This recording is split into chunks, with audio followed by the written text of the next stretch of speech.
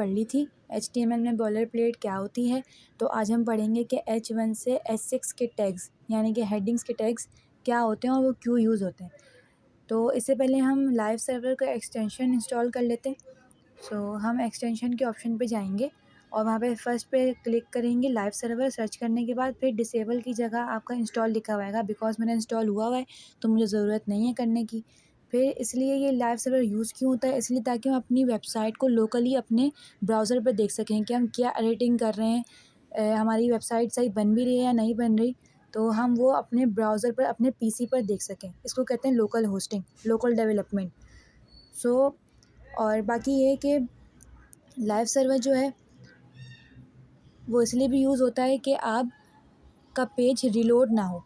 यानी कि हम जैसे Ctrl+S दबाते हैं, जैसे मैंने आपको पहले बताया था, तो वो फ़ौरन ही खुद से ही ऑटोमेटिकली रन हो जाता है हमारा कोड, और जैसे हमने अपडेट किया होता है वो अपडेट हो जाता है ब्राउज़र के ऊपर।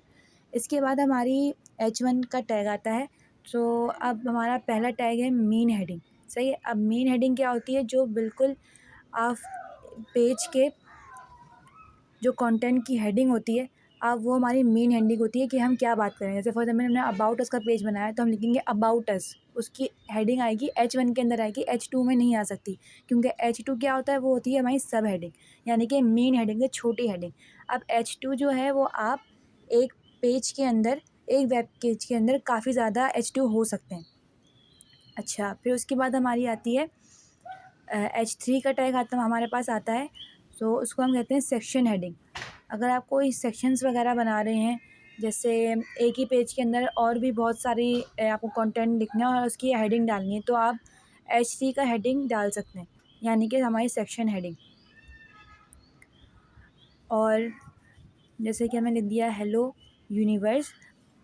फिर इसके बाद हमारा आता है, अब हम देख लेते हैं, ये देखें।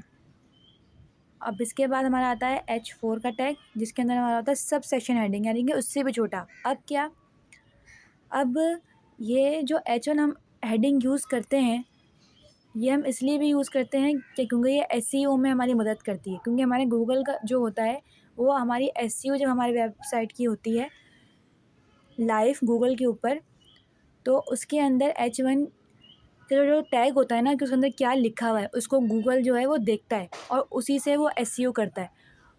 और एक्सेसिबिलिटी भी बढ़ती है आपकी इन टैग से, और आपकी रीडेबिलिटी भी बढ़ती है।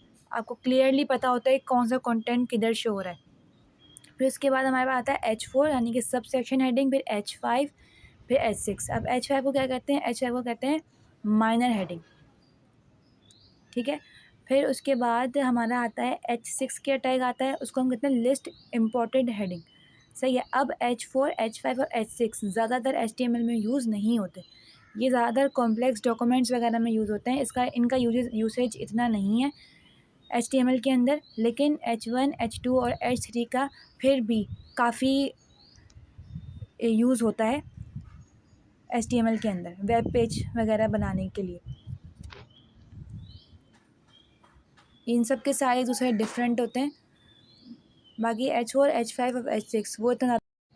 अच्छा, अब इसके बाद कि जब हम Ctrl+S से अपनी फ़ाइल को सेव करते हैं, तो हो सकता है कि हम भूल जाएं, कभी कभार हम ना कर सकें और हम कोड देख रहे हों, और या अगर हम विजुअल स्टूडियो कोड जो है बंद कर दें और हमारा कोड तो फिर वो सेव तो नहीं हुआ, तो वो तो डिलीट हो जाएगा, रिमूव हो जाएगा। इसलिए हम फाइल में जाके अगर हम ऑटो सेव पे क्लिक कर दें, तो उससे ये होगा कि हमें बार बार Ctrl+S करना नहीं पड़ेगा। इससे ये होगा, ये ऑटोमेटिकली ही सेव होता रहेगा। जो आप कोड लिखते रहेंगे वो ऑटोमेटिकली सेव होता रहेगा और ब्राउज़र पर ऑटोमेटिकली अपडेट होता रहेगा।